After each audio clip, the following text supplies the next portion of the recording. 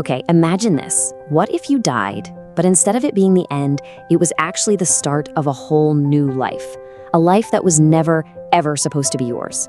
Well, we're about to dive into the incredible story of a man caught between two identities, forced to question absolutely everything he's ever known.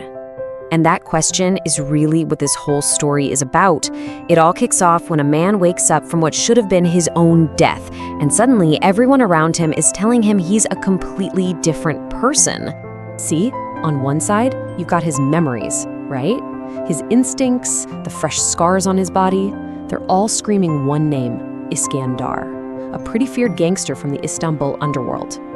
But then, you have this entire village and a mother he's never even seen before, welcoming him back with open arms, calling him Kamil, their son who they thought was lost forever.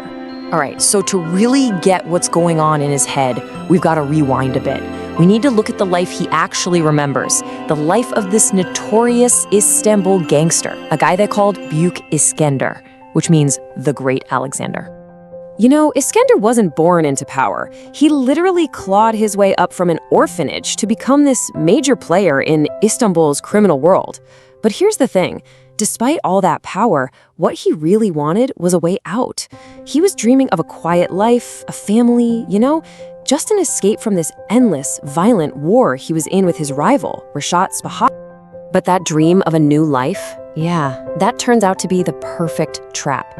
The very thing he was running towards became his own downfall, and it was all set up by the people he thought he could trust the most. It all goes down in this really devastating way. The woman he loves, the one he's supposed to escape with, tells him it's an ambush just seconds before it happens. And then, get this, his own men, the guys who called him brother, guys whose lives he'd saved a dozen times over, they all turn their guns on him. So, there he is, shot by his own crew, betrayed by the woman he loved. Iskender Demir's life is, for all intents and purposes, over. As far as the entire city of Istanbul is concerned, the feared gangster is dead and gone, forever.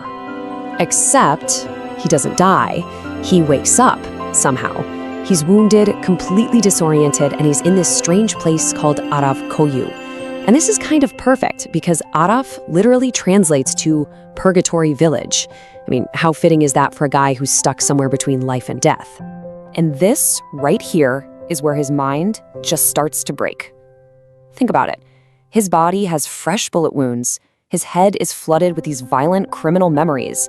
But everything around him, everything, is telling him he's someone else. He's this guy named Kamil. There are childhood photos he's never seen, a woman who claims to be his mother weeping with joy. This whole town is celebrating his return. So, right at the moment where he's about to completely lose it, when this impossible situation is just too much, a face from his past shows up. And this person is about to drop a truth bomb that will just shatter everything Iskender thought he knew about his own life. And who is it? It's Arif, his old friend from the orphanage, the one person who knew him way back before he became the gangster Iskender. But here's the kicker. Arif is a cop now, a police officer. He's literally the only person in the world who knows both sides of this insane story, and he's finally here to lay it all out. And what Arif reveals is just mind-blowing. He tells them, look, officially Iskender Demir is dead. We fixed your death to get you out of Istanbul. And why? Because you had an identical twin brother, Kamil, who just recently passed away.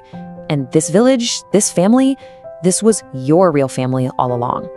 Turns out, Iskender was sold when he was just a baby, while his twin got to live the life he was supposed to have. So just let that sink in. He's been brought back to the home he was stolen from, to a family that had no idea he even existed. And now, with his brother Kamil gone, he's been handed this unbelievable second chance. He can step right into his brother's quiet, peaceful life, a world away from all the blood and betrayal he knew in Istanbul.